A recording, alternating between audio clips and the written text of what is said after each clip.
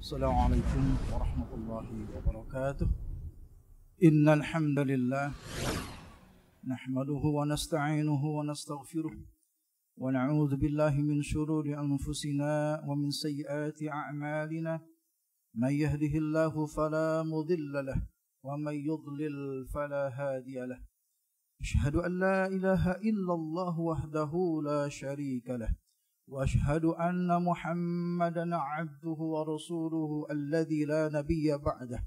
بلغ الرسالة وأدى الأمانة ونصح الأمة وجاهد في الله حق جهاده. اللهم صل وسلم وبارك على سيدنا محمد وعلى آله وصحبه أجمعين. أما بعد فيا أيها المسلمون رحمكم الله، أوصيكم ونفسي بتقوى الله فقد فاز المتقون، حيث قال تعالى مذكرا في ذلك: يا أيها الذين آمنوا اتقوا الله حق تقاته ولا تموتن إلا وأنتم مسلمون. يا أيها الذين آمنوا اتقوا الله وقولوا قولا سديدا يصلح لكم أعمالكم ويغفر لكم ذنوبكم ومن يطع الله ورسوله فقد فاز فوزا عظيما. Hadirin sidang Jumat rahimakumullah.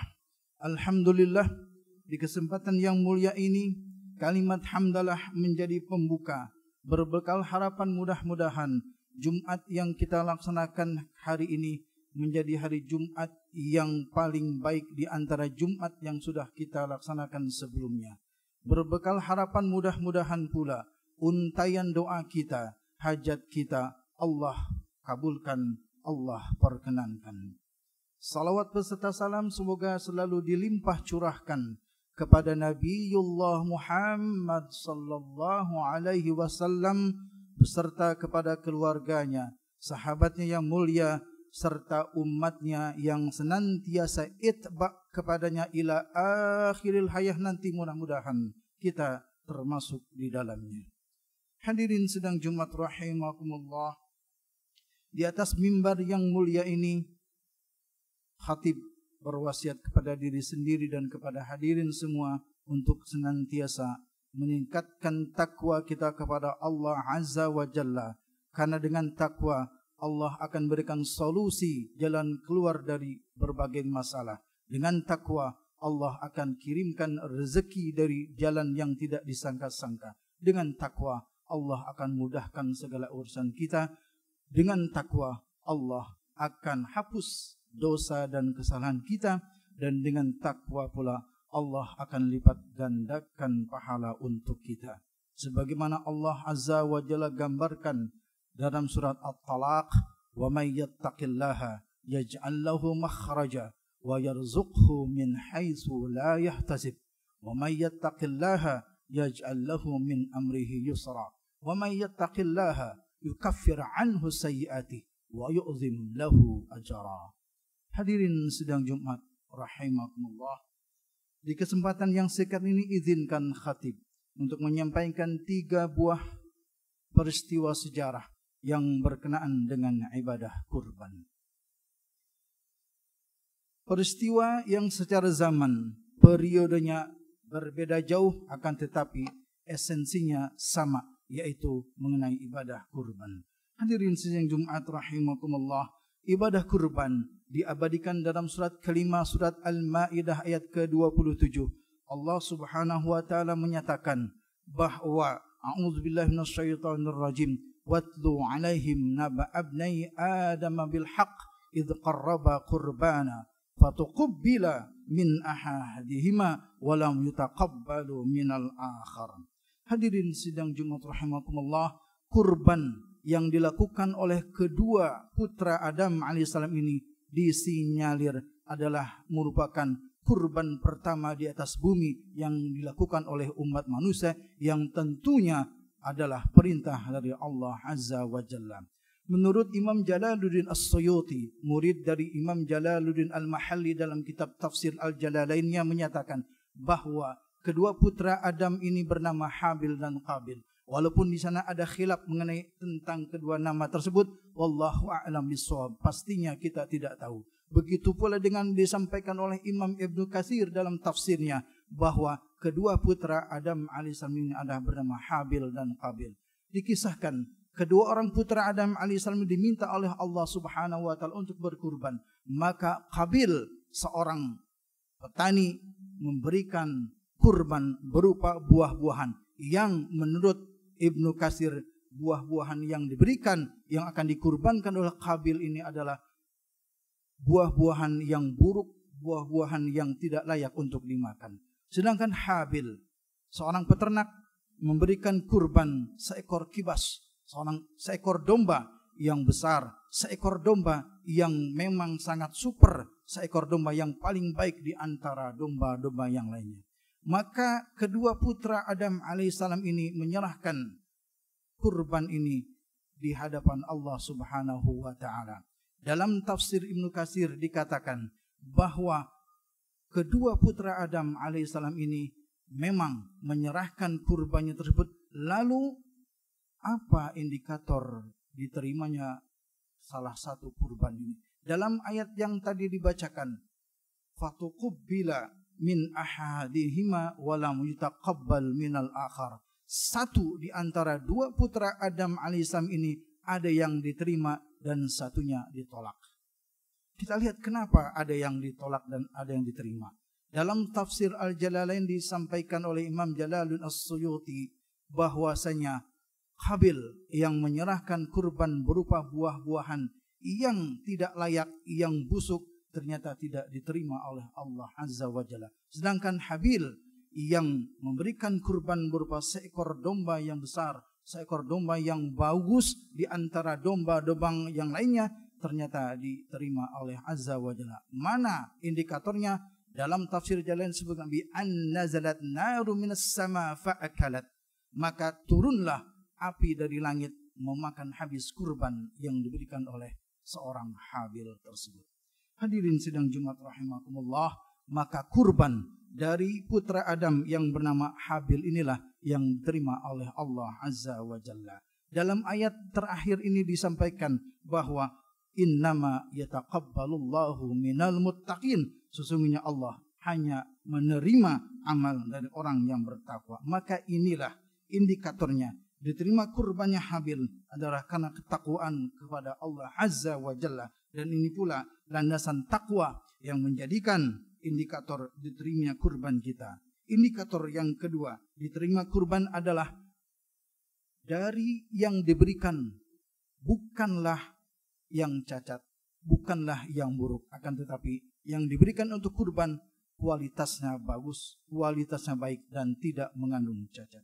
Hadirin sidang Jumat rahimakumullah, maka indikator yang kedua adalah diterima kurban kualitas dari apa yang diberikan, apa yang dikurbankan kepada Allah Azza wa Jalla. Hadirin sidang Jumat rahimakumullah, ini yang peristiwa yang pertama. Peristiwa yang kedua adalah sudah kita maklumi bersama, kisah daripada Nabi Ibrahim alaihissalam dengan putranya Ismail alaihissalam. Bisa kita lihat dalam surat As-Saffat surat ke-37 ayat ke-102, di mana Allah Azza wa Jalla mengisahkan ketika Nabi Ibrahim alaihissalam bermimpi, karena mimpi bagi Nabi adalah wahyu. Sebagaimana dalam kisah Nabi Muhammad SAW pun ada wahyu yang berupa mimpi. Ini yang disebut dengan ru'yah as-sadiqah, mimpi yang hak, mimpi yang benar. Dalam mimpinya Ibrahim alaihissalam menyembelih putranya yang semata wayang, Ismail alaihissalam.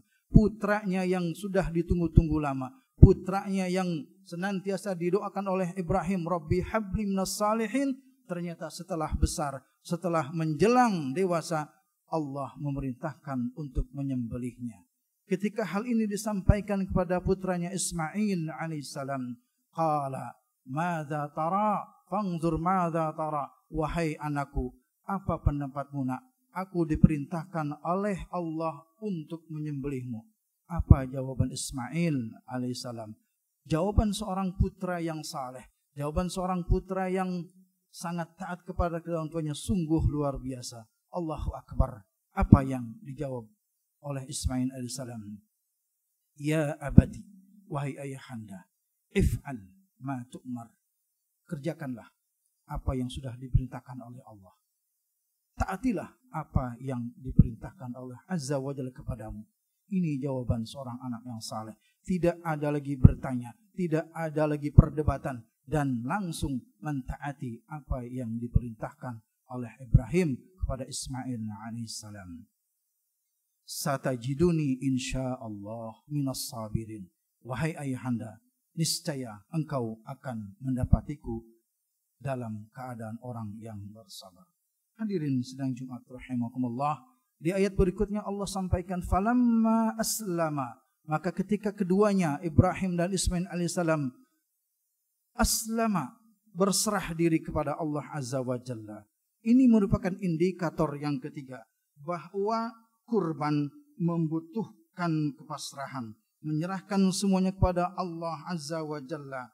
Tidak ada lagi tanya, tidak ada lagi banyak pertanyaan, dan tanpa keraguan Ibrahim alaihissalam langsung melaksanakan perintah tersebut. Ismail alaihissalam pun menerima perintah tersebut tanpa banyak tanya dan tanpa keraguan. Maka inilah indikator ketiga diterimanya kurban adalah kepasrahan kepada ketentuan Allah Azza wa Jalla.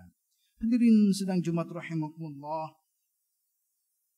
Peristiwa yang ketiga adalah banyak direkam, banyak dicatat oleh para sahabat. Ini terjadi di zaman Rasulullah Muhammad SAW. Dalam sebuah riwayat Imam Ahmad disampaikan bahwa ketika Rasulullah SAW selesai salat dan khutbah Idul Adha, beliau diberikan seekor domba. Lalu beliau pun bersiap-siap untuk menyembelih domba tersebut. Sebelum Rasulullah SAW menyembelih, beliau berkata, Bismillahi Allahu Akbar, dengan nama Allah, Allahu Akbar. Hadza anni, kata Rasul, ini dari Muhammad. Wa an man lam yudhi min ummati, dan dari umatku yang belum bisa berkurban. Allahu Akbar. Sidang Jumat rahimakumullah, betapa Rasulullah SAW mencintai umatnya dengan sangat luar biasa. Bahkan beliau tahu dari sebagian umatnya ada yang belum mampu, walaupun hanya seekor domba, seumur hidupnya tidak mampu untuk berkorban. Maka pada saat itulah Rasulullah SAW mengatakan, hadza anni, ini dari Muhammad. Wa amman lam yudhi min ummati, dan dari umatku yang belum bisa berkorban. Artinya pada dasarnya kita yang belum bisa berkorban bukan karena sengaja atau bukan karena enggan berkorban, tapi karena memang keadaan yang tidak bisa berkorban, maka Rasulullah mewakilkan kita bahwa Rasulullah sudah menyatakan dari umatnya yang belum bisa berkorban diwakili oleh Rasulullah sallallahu alaihi wasallam. Inilah tanda kecintaan Rasulullah sallallahu alaihi wasallam kepada umatnya. Hadirin sidang Jumat rahimakumullah. Sebagai penutup, mari renungkan firman Allah dalam surat Al-Hajj, surat ke-22 ayat ke-37. Allah Azza wa Jalla berfirman, A'udzu billahi minasyaitonir rajim. La yanalallahu luhumuha wala dima'uha walakin yanaluhu taqwa minkum.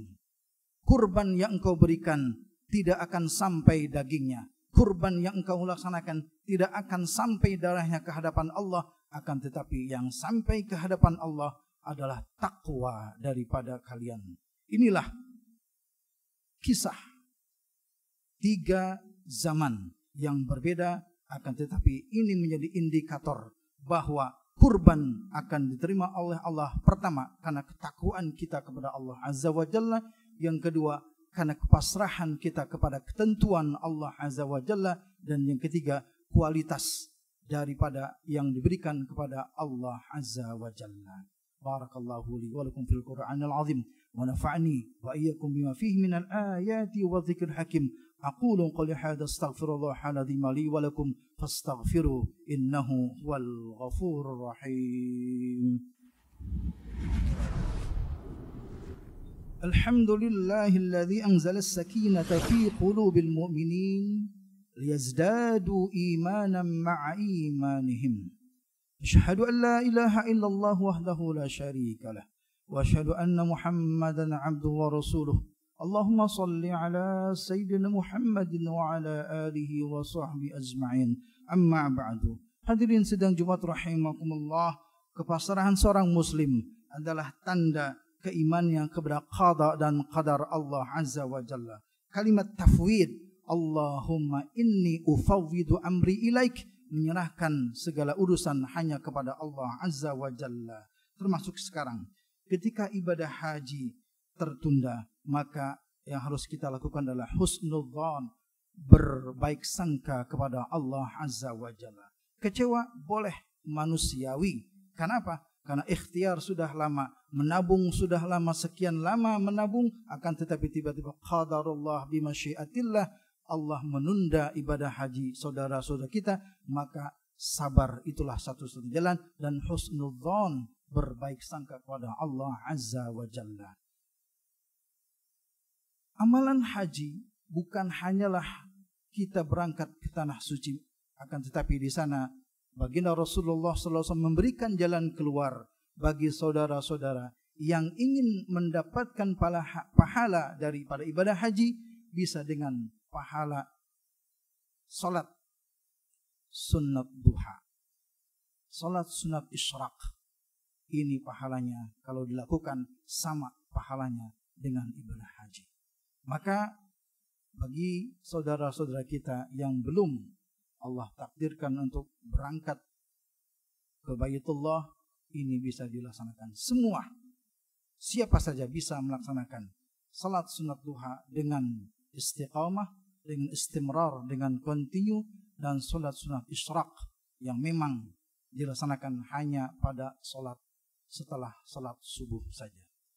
Hadirin sidang Jumat rahimakumullah, ada nasihat seorang bijak berkata, ketika tawaf di Ka'bah tertutup, maka tawaflah di sekitar tempat tinggal kita.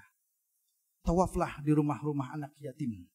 Tawaflah di rumah-rumah Allah. Tawaflah di rumah musalla, rumah Allah yang belum selesai karena tidak ada dana, sambil tetap berikhtiar dan berdoa, terus dan berdoa. Hadirin sidang Jumat rahimakumullah, mudah-mudahan di kesempatan yang mulia ini, di hari yang mulia, di hari yang disebut dengan Sayyidul Ayyam, doa kita dan semua permohonan kita Allah kabulkan dan Allah perkenankan. Semoga Allah Azza wa Jalla memberikan kesehatan bagi saudara-saudara kita yang sedang diuji dengan sakit. Mudah-mudahan Allah Azza wa Jalla mengangkat wabah, mengangkat bala dari negeri kita yang tercinta ini. Allahumma salli ala Sayyidina Muhammad wa ala ali Sayyidina Muhammad. Allahumma ighfir lil muslimina wal muslimat wal mu'minina wal mu'minat al ahya'i minhum wal amwat, innaka sami'un qaribun mujibud da'awat ya qadiyal hajat. Allahumma inna na'udzubika min juhdil bala wa darkis syaqa wa su'il qadha wa syamatatil a'da. Allahumma inna na'udzubika minal baras wal junun wal judham wa min sayyi'il asqam. Allahumma irfa' 'anna hadzal bala, Allahumma irfa' 'anna hadzal waba, Allahumma irfa' 'anna hadzal corona, innaka 'ala kulli syai'in qadir. Innama amruhu idza arada syai'an ay yaqula lahu kun fayakun. Allahumma kfina bihalalika an haramika waghnina bifadlika amman siwak. Rabbana atina min ladunka rahmah wa hayyi' lana min amrina rasyada. Allahumma la tada' lana fi maqamina hadza dhanban illa ghafartah, wala hamman illa farajtah, wala daynan illa qadaitah, wala maridan illa syafaitah, wala hajatan min hawaijid dunya hiya laka ridan illa qadaitaha wa yassartaha ya arhamar rahimin wa ya akramal akramin. Rabbana atina fid dunya hasanah wa fil akhirati hasanah wa qina adzaban nar. Ibadallah, innallaha ya'muru bil adli wal ihsan wa ita'i dzil qurba wa yanha 'anil fahsya'i wal munkari wal baghi ya'idzukum la'allakum tadhakkarun. Fadhkurullahal 'azima yadhkurkum washkuru 'ala ni'amihi yazidkum wa la dzikrullahi akbar wallahu ya'lamu ma tasna'un. Faqimis shalah.